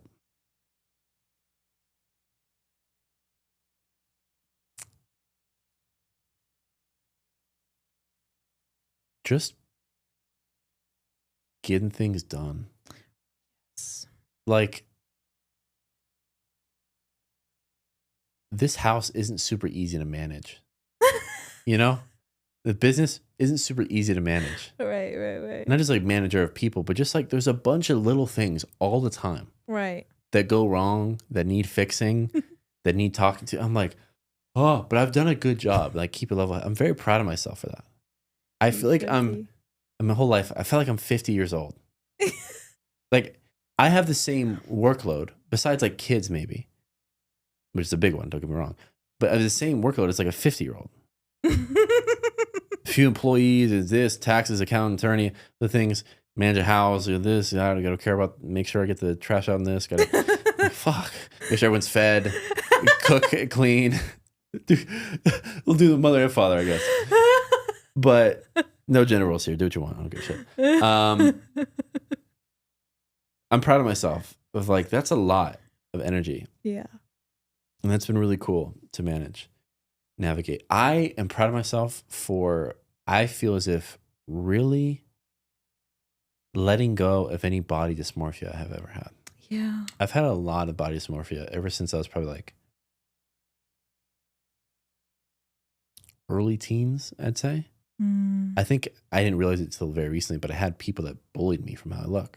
Right. Even though I've always looked like fit and like a pretty built kid. I've always been like good proportions. Yeah. Thank God for genetics and stuff. Yeah. Ayo. Well, I'm just saying. Well, you know how I feel about it. Yeah, and just like skinny ass kids that felt bad about themselves. Yeah. Would try to put that out on me. Yeah. And I feeling like an alien. I'm like, oh, okay, I guess I am fat, whatever it is. And so I feel like whether we know it or not, those are kind of ingrained in our self-image to where it's unconscious that no matter if it doesn't make any logical sense, it does still stay with us. And I'm just really grateful that I feel like recently I've just been, I'd say 95% like good on that. Like I care about how I look. I want to make sure I feel healthy and feel vibrant and look good to some extent, but I don't need to be a certain way that we've been sold need to be. And so I feel really grateful for that and proud of myself for that. I'm proud of how I treat you. Aww. I feel like even though like the camera probably sees me like sometimes harder on you to some extent, like coaching moments and stuff, like unreasonable expectations of the average person. And I completely understand. They literally cannot fathom our life and like the decisions we make. Yeah. But I feel like, especially, I mean, our entire relationship by doing this, but I feel like one of my soul missions on this planet is to make your life as easy, fun, and abundant as possible. Yeah. And I'm really proud of myself. I feel like I've done a fantastic job of doing that. You really have. And sometimes coach mode in me comes out and like is quote unquote like more of a disciplinarian, I guess, but not in any like normal way. Just like, I'm not afraid to have conversations with you because I've seen over and over again, number one, you do this for me, but also like you feel so much more free and happier and more loving and more loved when someone points out to you misalignments, right? Just like you do for me, right? And I'm like, I'm proud of myself to have the courage to speak up to you. Like, I'm not afraid to make you mad. Yeah. As long as I know it's not coming from a place of trying to mess with you or trying to be mean or anything like that. That's never, ever been the case. Yeah, no, never. But not being afraid for you to temporarily be grumpy towards me because I'm afraid to say something that is so obviously in the best interest of your life, my life, both of our lives. Yeah, you're so right. And I'm really proud of myself because I feel as if a lot of people fear saying something that their partner may not like. Yeah. And I don't feel like there's nothing I can't say to you. And a huge part of that is you, like, just so openly receiving things. And I think that's honestly what makes us like so deeply in love and so aligned. It's just like we understand that we want to receive what the other person is sending because we know each other's true intentions. Right. And like we know our heart is pure and we're never meant to hurt each other. Never meant to do anything except promote each other, lift up each other for our highest growth. Right. And some days it's more focused on pretty much like a coaching session for you, and some days it's focused on a coaching session for me. Turns right back around. It's like it always. It's never like it's never like a seesaw. It's like it's never like this person up and up and up the seesaw. It's always even. It's like back and forth, back and forth. Yeah. Different levels of like triggers and reactions, but yeah. I'm just so grateful that because of seesaw, one of us is always like level-headed. Yeah. Like one of us is one of the person. One like, of us down bad, the other one's up just, like, tremendous. Taking care. Like, it's okay. Exactly. You're perfect. I'll tuck you in. Literally you every day. Literally. So I love tucking you in. Yeah. That's awesome. I'm really proud of myself about our relationship. I'm proud of myself. I'm proud of myself for honoring, this is very recent, my highest preference for all other relationships in my life. There are some people that I've had deep relationships with for most of my life, but I just, like we're saying, it doesn't fit in the equation of what feels as if is in our highest good right now. Right. And I'm open to that changing over time. That being said, it just doesn't feel right for us to give our energy in places that aren't towards our highest good. It doesn't raise our vibration. Yeah. Like or isn't exciting, or isn't exciting. It doesn't feel like going back to what you were talking about before. It's like, do I have to create energy to do this, or is there naturally energy here? Yeah. And it's just like in some relationships, there's just not naturally energy there. So there's no need to create it, because that's coming from obligation, which both parties feel, and then feelings get hurt anytime you're going against what you naturally want to do. If either party is going against what they naturally want to do, then you get like withdrawals in a bank account that has no money, and it just goes into the negatives, negative. And it ends up exploding the relationship. But it's like, sometimes the most incredible move that you could make is just saying to yourself, I don't have the energy for this right now, and I'm going to honor that. And you honoring what feels good is actually what ends up rebounding the relationship into an amazing place. Exactly. Because they feel it too. That's the thing. And it's like, sometimes, I mean, it's so amazing we're talking about this. I'm kind of going through this to some extent. I think sometimes we can feel that someone is waiting for our response. Yes. And that they're hanging in suspense. And we do things out of obligation because we don't want them to suffer. This is very real for me. Like, this happened to me today. I got messages from someone, and I had this feeling that if I don't answer this right now or quickly, they're going to be anxious. And then I sat with that and was like, you know what? I'm actually just not going to answer right now because I don't want to. And then hours later, they actually sent me more messages. And I was like, oh, that's so funny, because I literally just told myself, I don't have the energy for this. I'm not going to answer. And then what did that cause on the other end? The person to like then reflect on everything they sent and be like, hey, I just want to make sure that I didn't mean this. And it's like, what if we just let people sit in it? Yeah. Like, that just came through to me. Like, there was a bit of anxiety in me because I was like, I don't have the energy for this. And me answering this right now is actually going to put me in energetic debt. So I'm just going to say, I'm going to honor where I'm at. I don't want to answer this right now. And maybe I don't want to answer this for the next 2 weeks, and that is okay. And then maybe that's exactly what that person needs. Because maybe you answering them in a timely fashion, quote unquote, because what even is time and what even is a timely fashion? And also, you don't owe anyone anything.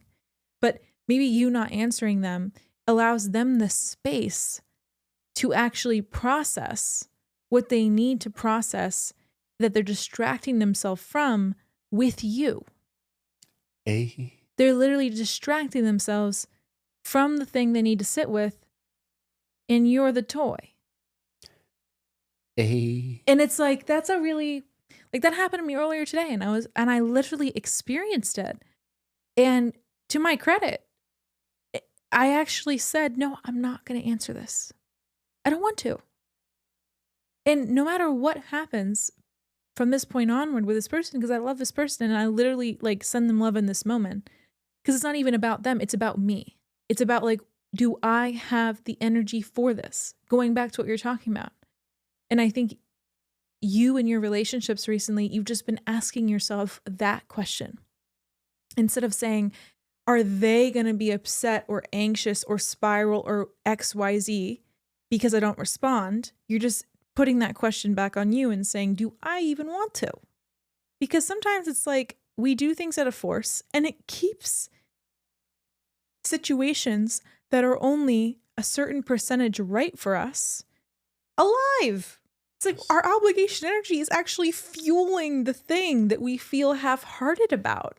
Because if we just actually gave it no energy, it would naturally fall away, and then we get all that energy back, be able to pour it into something we're actually excited about. But I just feel like with relationships, this calculation, the calculation that you've made recently and that I'm stepping into more every single day, even though it's hard. And some of these people are like related to me. You know what I mean? Like, this is not easy, but like really honoring that if you're putting energy, you're creating energy, you're forcing energy to be there where it's not naturally there, you're actually putting yourself in debt and creating an even worse relationship with this person that you want to love.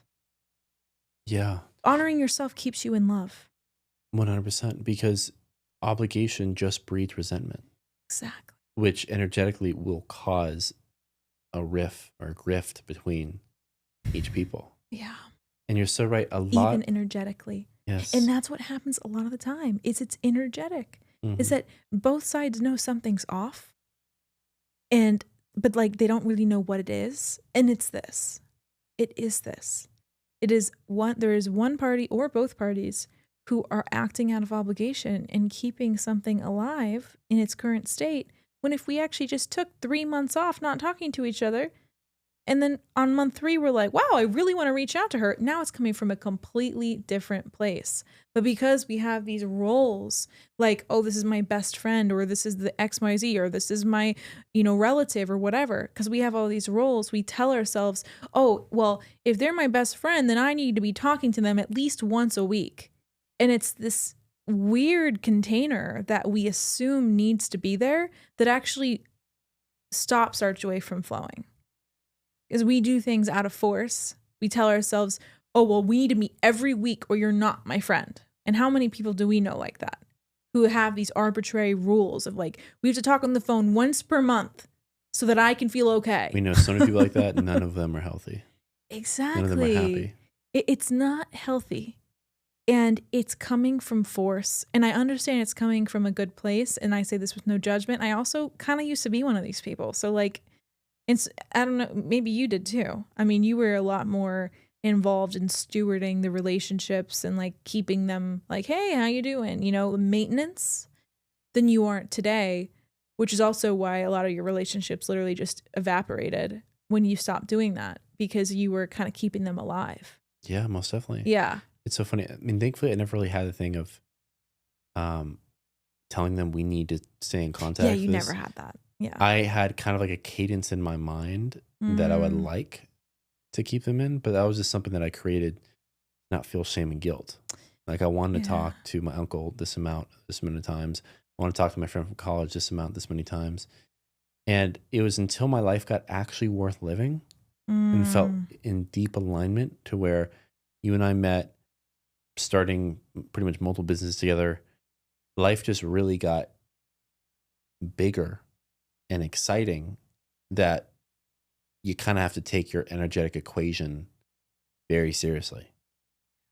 Or else if I give 5 minutes to everyone I know whenever they want it, it was 5 minutes or an hour and a half or 3 hours of conversation, I literally will not have any more time in the day. Right. So every day. Yeah. And so it took me just saying, I am no longer going to proactively keep connections going unless it genuinely feels right for me in the moment to reach out. Yeah. And other people that generally felt right, I mean, maybe 2 of the probably a few dozen people, maybe closer to 100. Wow. I've had a lot of people. I've been a very good connector my entire life. That being said, very few people do I still talk to. Yeah. Most of which just fell off immediately. Now, some probably, of course, remember me, think of me often. Right. Some, I'm just no longer in their awareness altogether. And we just drifted apart, and that's okay. That's just what happens with time. And some I know have taken it personally. Some have reached out about it, which I've entertained at many different degrees, depending on what I thought was necessary for those things. But when you just give yourself the chance to just not have any obligation towards anything, and you allow yourself to genuinely have your highest preference boundaries with everyone, that is the only way, like you were saying, that we can truly unconditionally love them. Exactly. Because if you're not loving someone on your terms, then you're not really loving them to the fullest extent that you could. And it was huge for us to learn that. But once we did, And we embody can't it. unsee it. Yeah. Yeah. Embody, it's a hard part. That's where the hard conversations come in. Yeah. Thankfully, the far majority of relationships don't even need a conversation. Yeah. Just the thing keeping it alive, like you were saying, is us trying to grab onto it to keep it alive. Grab on their hand before they go away. Most people are just ready to go. Right. Ready to float away into their own reality. Yeah. And a lot of people are a lot more comfortable with following the rhythm that feels good to you. Like the rhythm that feels good to you is also the rhythm that feels good to them when they're a healthy person. And I think that sometimes what you find is that if someone does have a resistance to being like, hey, let's talk when it feels right. Like whenever someone says that to me, I feel a sigh of relief. I feel like, oh my God, this is my person. Because if you can like look me in the eyeball and say, hey, I know we both have a lot going on and I will see you when I see you. I don't know when it's going to be. It could be a month from now. It could be a year from now. I'm at peace either way. Talk to you whenever it feels right. That is like music to my ears. That is truly like, and it's so rare. And when we say that to people, you can literally see them like almost like double take, like, what does that mean? Like, what do you mean when it feels right? Like, it's such an abnormal concept to be like in relationships intuitively because we've been so over logicking them and putting them in this like structure. Like you even said, in the back of my mind, I told myself I had to talk to my uncle a certain amount of times a month or like a certain amount of hours. It's like, I don't even know where we got that from, but that is such a prison. Like that has created such a prison of relationships and like these weird expectations, and no one has the same expectations. That's the hard thing, is that you could like pick someone off the street and say, hey, how many times do you feel like you should talk to your mom a month? And they may say every day. And then if you pull me off the street, I'd be like, whenever it feels right and exciting. And that person would be like, WTF? Like we're in different places and that's okay. Because there was a time in my life where I talked to my mom every day. And that was great. But like I'm in a different season now and that's okay. Like both are perfect. One is not right and the other one is wrong. It literally is just following the feeling of what feels alive and what feels true. So it's just so interesting to think about how we're all playing a game where no one knows the rules. Everyone has a different set of rules and everyone feels like they're losing. Oh, because no one ever feels like enough. No one ever feels like it's enough because no one ever talks about like you and I feel like we're stepping into this ownership of people reach out to us and they say, hey, I want to hang out, and we'll say if it feels right. Like we just own this thing of like if it feels right. We'll talk to you when it feels right. We'll see you when it feels right. Hey, I'm coming into town and want to hang out in 2 weeks. I don't know how I'm going to feel in 2 weeks. It could be a hell yes by then, or it could be a hey, no. So we're not going to commit right now. And literally just owning that and being like, this is how we're operating. The people who understand that and who get the like honesty of that are the people who like I genuinely feel excited to see. And the people who like push against that or like, I don't know what that means and I expect to talk to you on this specific cadence are the people that we recoil from. Yeah, because they're not accepting us.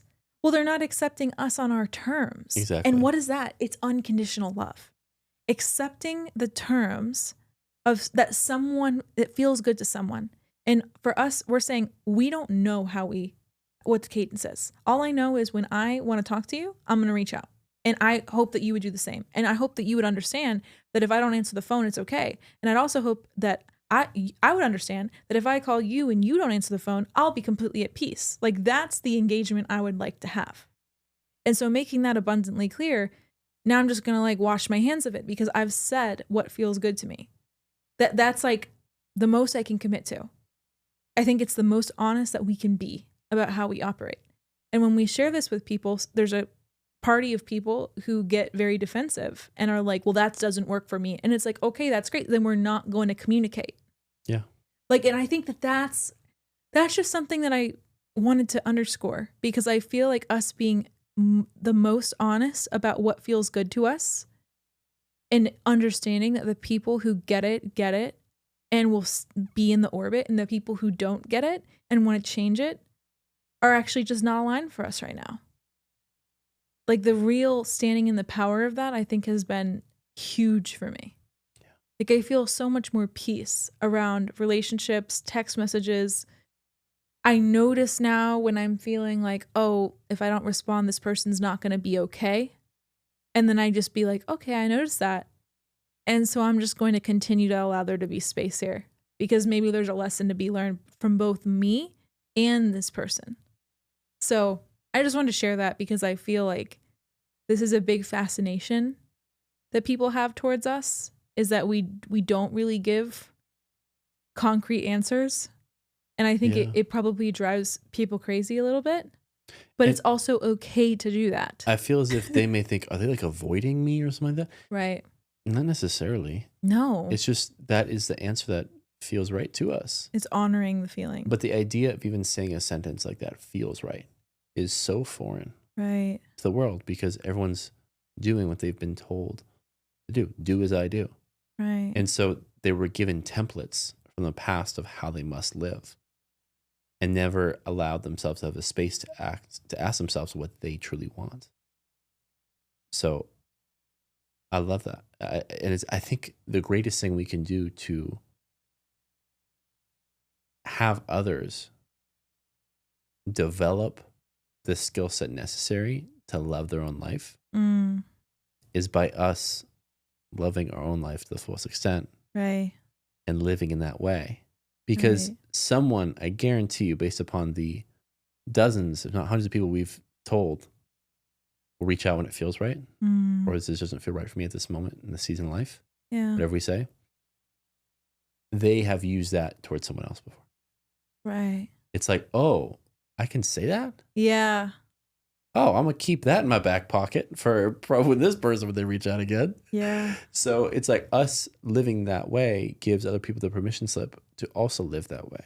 And even though they may not love that it's happening from us towards them being the receiving end, they're going to love how it feels when they send it to someone else. Yeah, exactly. Because there's something about it that feels liberating. It feels like a liberated soul, limitless soul. Feels like you have choice. Yeah. Yeah, exactly. It just allows you to just honor the fact that you don't know how you're going to feel 2 weeks from now when this plan will actually happen. And so friends who understand that it's like, yeah, I understand, you commit to something and you show up and whatever. Trust me, I get that world very deeply. I was that person for a long time. But I think especially now, kind of what I've landed on is like, if you do anything out of obligation, it kind of negatively impacts everyone involved. Because if you don't want to be there, people feel it. If you don't want to be there, you feel it. And then you not only feel it, but you carry a resentment against the entire group, event, situation that just harbors on. And it just stays in your system. And I feel like that's what a lot of people are operating in. So it's like, yeah, of course we want to say, oh, well, if you commit something, you got to show up no matter what, because that creates safety in a lot of people who are very scared to be alone or like putting themselves out there or feel like, oh no, I have to make a friend and this person has to meet with me every week or I'm going to lose my mind. And it's like, I understand and I empathize with that, but we can't trap people places where they don't want to be. Just because it makes you feel better about yourself. Yeah. And the story that comes along with you being there. Yeah. Yeah. And, people who are getting those invitations they don't want to go to or feel obligated to go, so they do it anyways. Every single person I've ever met has something in their life that they're wanting to do, but they haven't really figured out why they can't do it yet. Yeah. It's because all these incremental things where we do something we do not want to do, we generally don't want to do, we know it's not best for us, so it doesn't feel right. What we're doing is we're betraying ourselves to some extent. Yeah. And one cannot trust themselves if they have an immense amount of evidence of times where they have recently betrayed themselves. Facts. And so going to the party you don't actually want to go to, or going to the dinner, or going to taking on more work from your boss when you probably could stand up and be like, no, I have enough. All these other things that have happened, these minimal things, they feel small, incrementally compound to the point where it makes sense why you don't trust yourself to follow through on the things you actually want. Yeah. Whether that's getting healthy, starting a business, committing to someone, whatever it is, like that's why. But if you do those small things and you honor yourself in those moments, then the default of I trust myself, I honor what feels right for me, carries over into all aspects of life. Like it's no coincidence that this season we had right before what feels like a mass creation season we're going into, which is a cool way to kind of say it. The season before that was having these crucial conversations with ourselves and everyone we know. It was a death and rebirth. Yeah. And it feels like if we're not fully there, we are almost there where we have our highest preference boundaries with everyone and everything. Not just people, not just family, friends, but also like how we want to work, what we do not want to do there. Like everything is becoming our highest preference. Yeah. And we've been told so many things that would stop us from believing that's possible. But that is. And we will be most effective, most creative, whatever like you're trying to solve for X type thing it may be, when we allow ourselves to make our life feel most like heaven on earth for ourselves. Yeah. And that sounds selfish, but it's also selfless. Because if you kept on going to every obligation that you've had, you kept on doing everything you were doing years ago, especially if we're starting the walks, you wouldn't not have had the space to start the walks, and definitely not have the space to quit Meta and do all of these amazing things you're doing now and beginning to build momentum for. It's like, not just in the long term, but even the short term of what you're able to actually do for humanity in service of others actually took you not doing what others wanted from you. It took you being selfish to be selfless. Yeah. But people never give themselves the courage to be selfish that period of time necessary. I guess in your entire life, it's really to be selfish. Coming from a place of honoring what's actually your highest excitement and what feels right for you, because the version of yourself that you evolve into over time of doing that is the most selfless, oftentimes serving of others person possible on your terms. Right. That's just what I've seen amongst everyone that we deeply admire. They've just understood that deeply. I love that. I love that.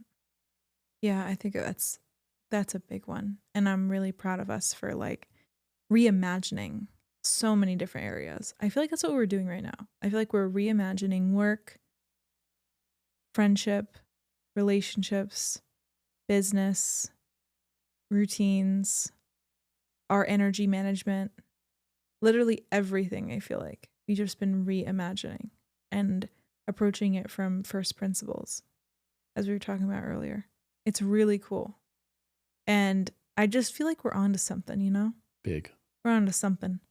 And this is like, I feel like that there's a lot of aliveness here. And I'm so excited to continue like peeling back the layers of these conversations. I feel like everything you shared about you being proud of yourself, I would like us to do that more. I would like us to use this space for you to share what you're proud of yourself for. Ether, yeah. Because you deserve it. Ether, and I try to ask you every day. I ask you what you're proud of yourself for and what you're grateful for. But like, I want to use this space for a pride infusion. Ether, yeah. Yes, because what? You're the best baby ever. Oh, you're the best baby ever. Well, you deserve it. Ether, well, yeah. I think What?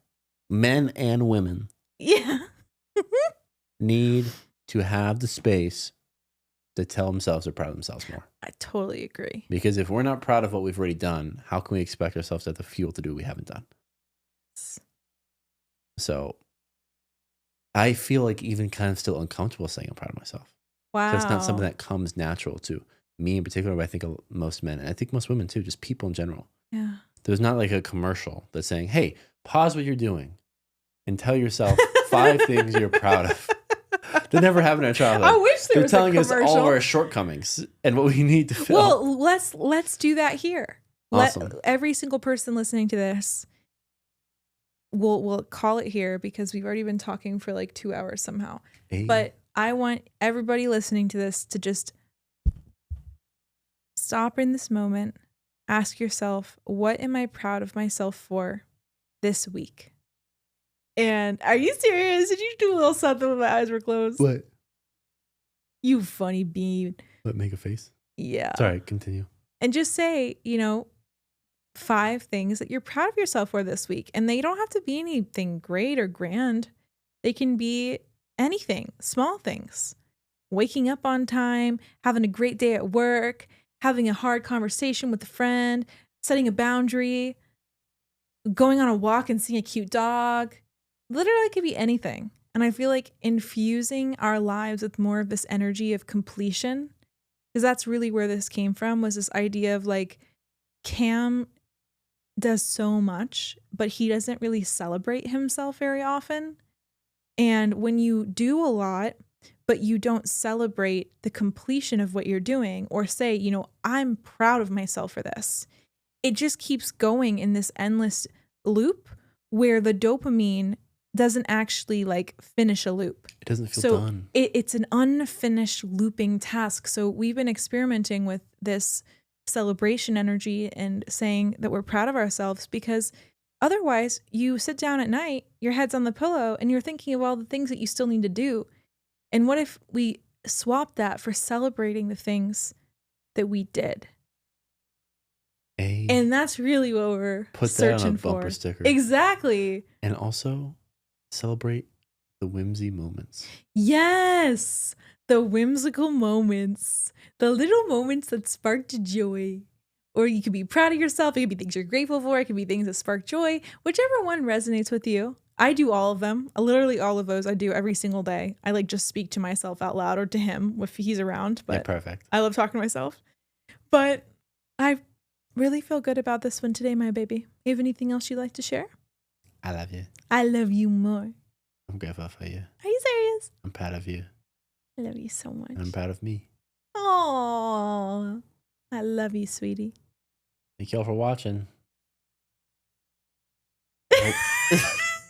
Hope you enjoy this new style. Say something else. No.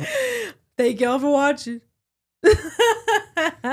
Yeah, I want to just say that if there's anything that stood out to you from this episode, or any questions that it may have like sparked in you, I would absolutely love for you to message Cam and I. We've gotten some really great questions off of our last episode, but this is the way we'd like to do things going forward. Just riffing, talking about our lives, not having to be focused on love or relationships, like just seeing what comes up. And that is what feels alive. And so that is what we are going to do going forward. So, thanks for being here, y'all. Amazing. Love y'all. Sending you so much love. Peace out. Peace out. Hello.